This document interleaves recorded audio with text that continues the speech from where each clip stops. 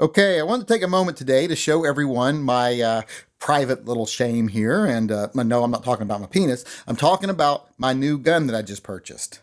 And that new gun is my new Taurus Judge Public Defender.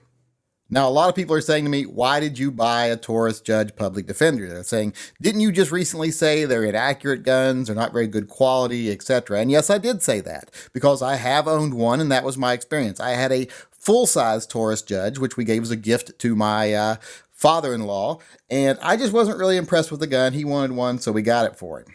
Then a lot of people started telling me that was a problem with the earlier guns, but then Taurus kind of figured it out, and the newer guns are a lot better. So I started going back and looking at all the videos of other people that have had bad results with the Taurus Judge, and most of them were from when the gun first came out. Like I was watching the gun website's video, and he was showing that it was very inaccurate, but it was an early gun. It was back when the guns first came out.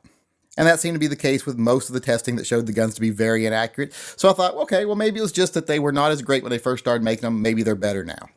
So I thought, well, maybe I'll give it another try. Now, a lot of people did say, why didn't I get the Smith & Wesson Governor and not the Taurus Judge?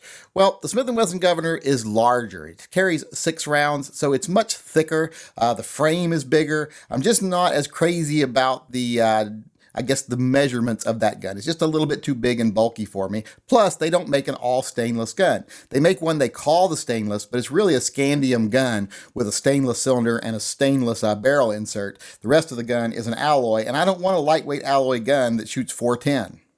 So I decided to go with the Taurus Judge Public Defender. And the reason I went with the Public Defender is I've always liked the looks of it better. I like the shorter barrel. I like the fact that it says Public Defender here on top. I know that's a stupid reason to like it, but I do like that. I just like the overall looks better of the Taurus. I like the dimensions better. I like the materials better. So this was the better choice for me. And it's not like I'm a Taurus hater. I've owned some pretty nice Taurus guns in my life and never had a problem with any of them. One of the guns I owned longer than any was a Taurus 605.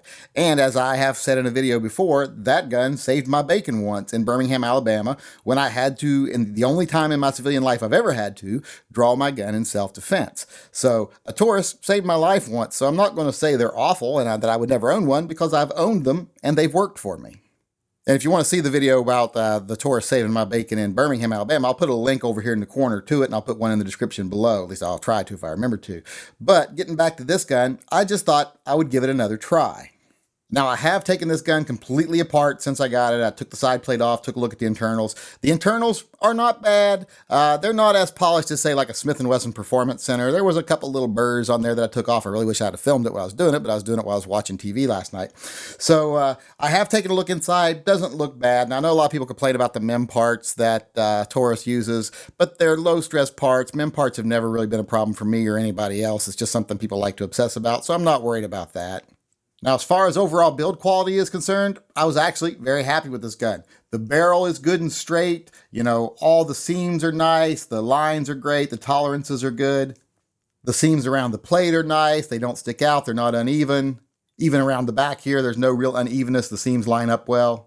The cylinder crane fit is very nice. In fact, there's hardly any gap there whatsoever. It may not be the most even gap, but it's only slightly off and it's very small. Some of my Smiths have way worse fitting cylinder cranes than that, so I'm pretty happy with that.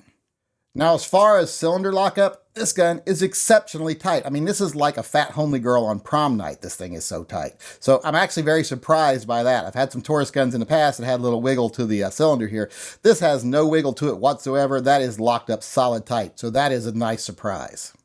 Now, I will have to say that I do like how the grip sets back like this. It sets back a little further from the back of the cylinder than a regular Smith & Wesson gun. And I do like that. It gives you good room to get your hands on the grip. Now, a lot of people are going to bitch here because I got my finger on the trigger, but this is a demonstration, so get over yourself.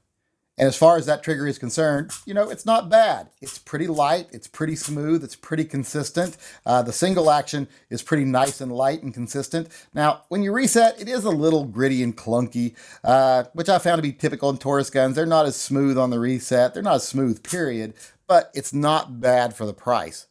Now, one thing I will say about these grips, they're just not very comfortable. You'd think they would be, being this soft textured rubber, but they're not. And I can only get 2 fingers on them, so I'm not crazy about these, so I'm going to switch these out.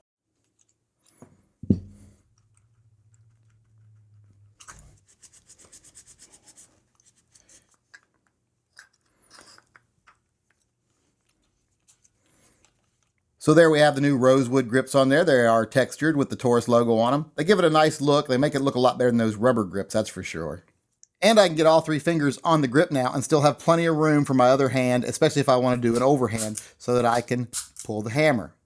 So overall, I'm very happy with this gun so far as build quality is concerned. Looks don't bother me. I actually think it looks pretty nice. The one thing I don't like looks-wise is where they put their lock. I would almost rather the lock be on the side, like Smith & Wesson, because then when I'm shooting, I don't got to look at it. But where it's at on this, when I'm holding the gun, is I'm looking right at it.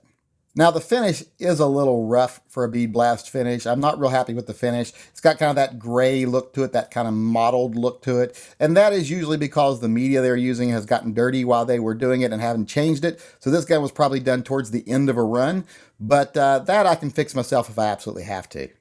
So overall, I'm very happy with it. It seems to be better than some Tauruses I've owned in the past other than the finish. So I'm going to give it a chance. Go take it to the range, do some shooting with it, test the ballistics, test the accuracy, and see what I find. So keep an eye open for a review coming on my channel pretty soon here, a full review of this gun. Like I said, I'll take it out, test it, and then we'll see if it shoots as well as it seems to be made.